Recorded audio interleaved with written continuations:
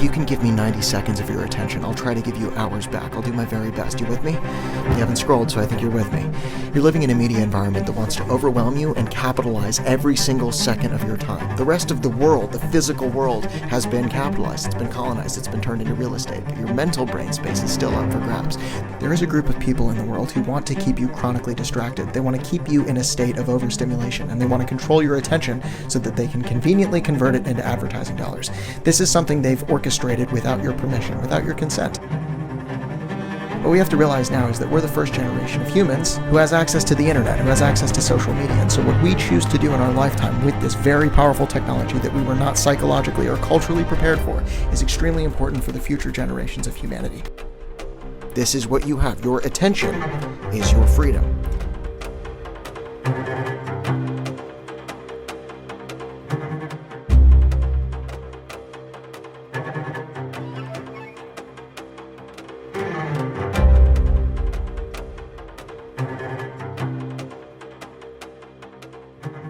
Well, there has been one central issue, I think, that I've talked about a lot. I think it's really important, and it's really about, I talk a lot about the culture of chronic consumption that we find ourselves in. And a lot of that has to do with digital consumption and being overstimulated by the most overwhelming media environment in human history, social media, digital hygiene, scrolling, all cheap dopamine sources, things that we turn to in a state of chronic consumption to escape something, to escape difficult emotions, to escape the reality of our world right now.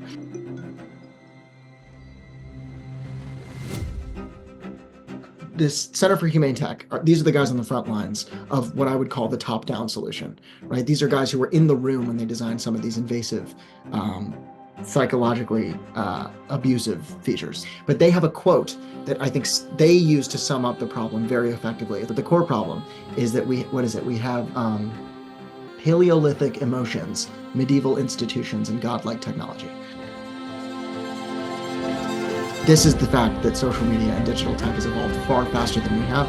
So what we're faced with right now, it seems to me, as someone who's in it, is that we're just constantly overwhelmed. I mean, the media environment, there's more information, and there's more potent information than we could ever hope to get through. And so we find ourselves in this constant state of overwhelm. We don't have the internal wiring. Our internal wiring is not built for that specific demand. The people who create these social media platforms have to make something that's profitable. They're incentivized to keep us online for as much as possible. They are not incentivized to take care of our mental health.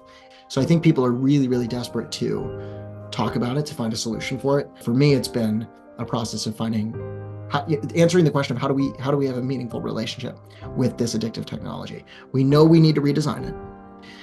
But what we have control over, what I have control over, what my audience has control over in the 30 to 60 seconds that they spend watching me is how they relate to that environment and what they immediately choose to do with themselves.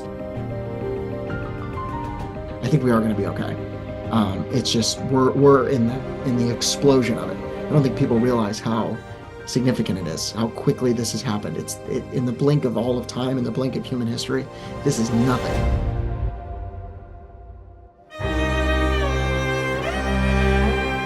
It's crazy, and it can feel really overwhelming, and it's totally valid to be scary. But we're all in it, and so we're gonna be good. We're gonna be okay. We're gonna figure it out.